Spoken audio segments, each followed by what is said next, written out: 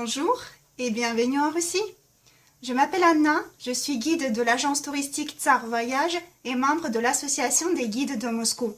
Et c'est la Mosaïque de Moscou, la série des conférences culturelles au cours desquelles on parlera de l'histoire des quartiers et des rues de notre ville, certains connus dans le monde entier, d'autres bien gardés dans le cœur des moscovites.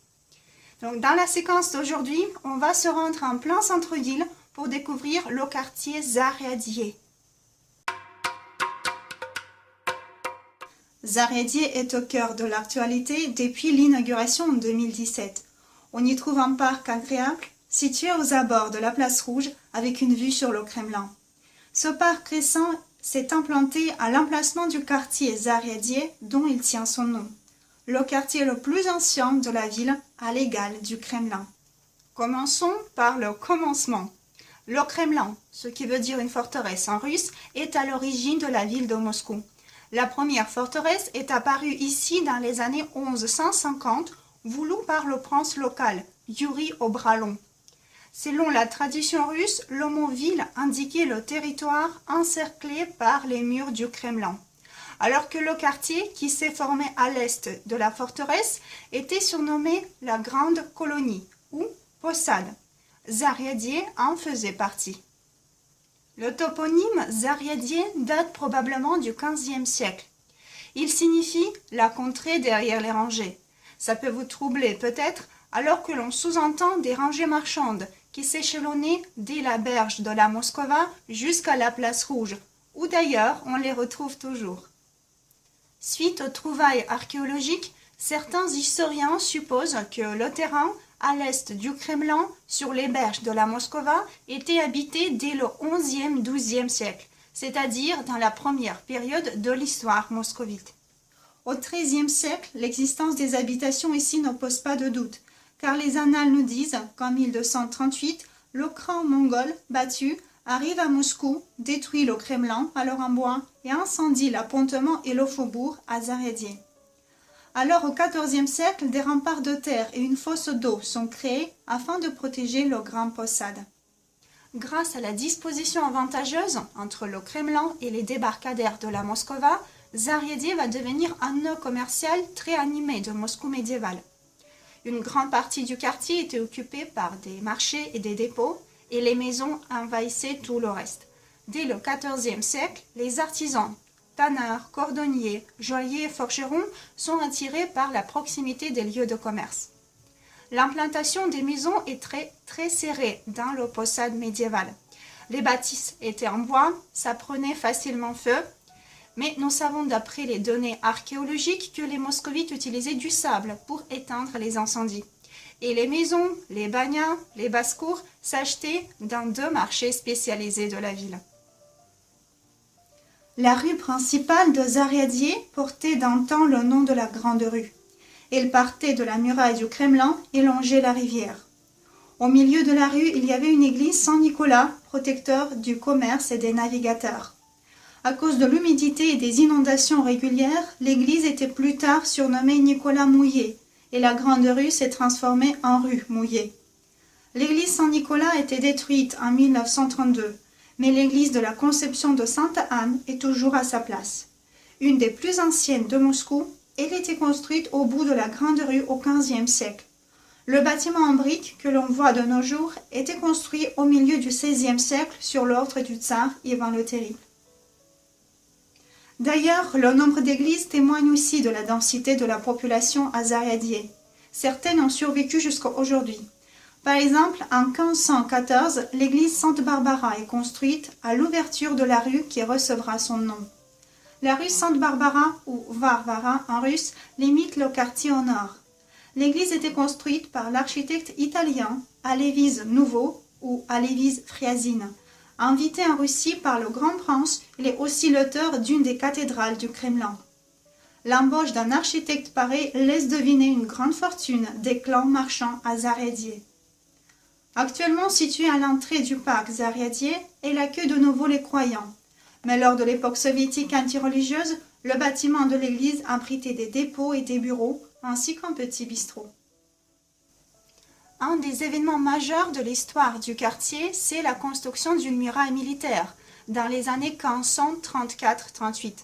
La muraille de Kitaï-Gorod, faite en briques, longue de 2 km, devait protéger les quartiers situés à l'extérieur du Kremlin. Elle subsistera jusqu'au XXe siècle.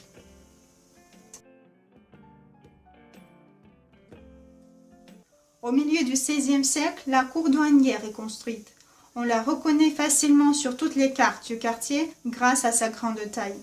Autour se réunissaient les marchandises apportées ou amenées pour le contrôle. Tout cela meuglé, bégueté, gloussé, hennissé et propagé en odeur insupportable. Les débarcadères azériadiens accueillaient des bateaux de l'Allemagne, de la Belgique, des Pays-Bas chargés du drap. Par la Crimée arrivaient la soie, l'encens, les parfums et les épices en provenance de la Méditerranée et de la Byzance. Pour loger et surtout contrôler les étrangers, dès le début du XVIe siècle, la cour des ambassadeurs est faite. Cependant, les Anglais jouissaient des privilèges inédits et possédaient une cour particulière à Zariadier. Leur histoire est curieuse. Au milieu du XVIe siècle, une escadre commerciale anglaise avait subi un naufrage en mer Blanche. Le seul vaisseau survécu avait eu la chance de retrouver le port russe d'Arkhangelsk, d'où les Anglais s'étaient rendus à la capitale russe, Moscou, pour se présenter devant le tsar Ivan le Terrible. Et alors, en 1555, il a octroyé à l'Angleterre une charte sur les privilèges commerciaux ainsi qu'une bonne maison en briques à côté de la rue Sainte-Barbara, qui est toujours à sa place et qui abrite de nos jours un musée. À propos, grâce à une mémoire d'un Anglais, nous apprenons que la famille Romanov s'installe à côté, à Zariadier, la rue Sainte-Barbara, dans la deuxième moitié du XVIe siècle. Le premier Romanov qui aménage là-bas, c'était le grand-père de Michel Romanov, futur tsar, qui est né d'ailleurs dans le domaine en 1596. La première dynastie s'étant interrompue à la fin du XVIe siècle, Michel Romanov a été élu par l'Assemblée de la noblesse et couronné en 1613. Par la suite, la famille a déménagé dans le palais du Kremlin, et quant à leur vieille cour, un monastère y était construit aux frais de la maman du tsar. Un monastère pour hommes en honneur de la manifestation de la Vierge.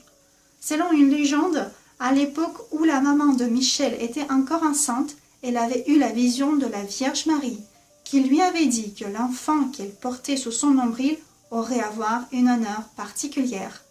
Et il s'est avéré que son fils était élu tsar de toute la Russie. En 1812, lors de l'invasion napoléonienne, une grande incendie détruit tous les bâtiments en bois. Cela a poussé une vague de construction des immeubles d'habitation à louer, à bas prix, prévus surtout pour de petits artisans et fonctionnaires. Afin de limiter les dépenses de construction, les escaliers et les couloirs étaient à l'extérieur et formaient des galeries devenues typiques de ce quartier et surnommées galeries gueuleuses. Par de bons temps, toute la vie des habitants se déplaçait dans les galeries. Les artisans s'occupaient de leur travail, les femmes, l'aiguille à la main, surveillaient les enfants qui jouaient à côté. Le temps passant, les bâtiments s'entassaient, serrés par la muraille médiévale délabrée avec quelques arbres qui poussaient là-dessus. Depuis le XVIIIe siècle, le système de drainage était bloqué, ainsi que quelques portes de l'enceinte, en isolant le quartier. Habité par une population dépourvue, Zariadier s'est transformé en taudis vers les dernières décennies du XIXe siècle. Au siècle suivant, ce quartier de la Russie ancienne ne répondrait pas à l'image soviétique d'une capitale communiste. Du coup, depuis les années 1930, petit à petit, le quartier a disparu complètement. Premièrement, disparaît la section au pied du Kremlin. Une photo datant des premières années soviétiques montre plusieurs maisons derrière la cathédrale Basile de Bienheureux, mais elles étaient détruites à cause de la construction d'un nouveau pont plus large. Ensuite arrive l'idée de construire ici le commissariat de l'industrie lourde. Plusieurs projets étaient présentés alors au concours, dont certains étaient très curieux. Ce projet restant par contre lettre morte, on a décidé d'une construction d'un immeuble pour les membres du gouvernement. À cet effet, en 1940, la partie centrale du quartier était rasée. Après la guerre, la conception change, surtout qu'en 1947, on va fêter les 800 ans de Moscou. Alors on met en place le projet légendaire de 8 gratte-ciel, connu comme les Sœurs de Staline. Le plus grand building, le 8e, devait émerger à Zariadié, à côté du Kremlin. Le bâtiment de 275 mètres, pensé par l'architecte Tchétchoulin, devait comprendre 32 étages. Vers le printemps 1953, on a érigé le carcasse métallique pour les 15 premiers étages. Il y aurait un bunker souterrain anti-aérien à 2 étages. Mais suite à la mort de Staline en mars, la construction était arrêtée complètement. En se baladant dans le nouveau parc Zariadié, on peut contempler un des gratte-ciel achevés. Dans les années 1960, sous Khrouchtchev, l'hôtel Roussia a rebondi à Zariadié. Un carré formé par 4 parties à 12 étages, avec une tour de 25 étages au fond, pouvait accueillir environ 5400 personnes. Il était inclus alors dans le livre Guinness de records. Après 40 ans de fonctionnement, l'hôtel demandait des rénovations techniques et surtout, vu qu'il dissonnait avec l'entourage historique, dans les années 2000, il était démoli. Mais à cause du manque de financement, l'aménagement du terrain vague à l'emplacement de l'ancien hôtel était gelé jusqu'en 2012, quand le maire de Moscou s'est mis à l'œuvre. Aujourd'hui, ce nouvel espace attire d'innombrables curieux.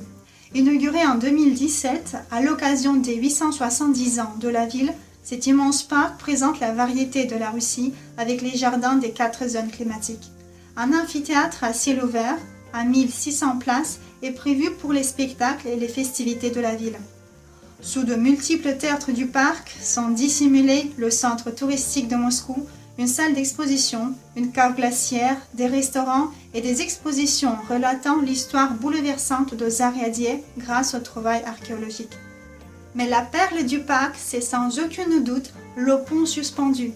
C'est une terrasse de vue toute moderne et unique dans son genre qui plane au-dessus du quai et de la Moskova à la hauteur de 15 mètres et donne des vues qui font rêver.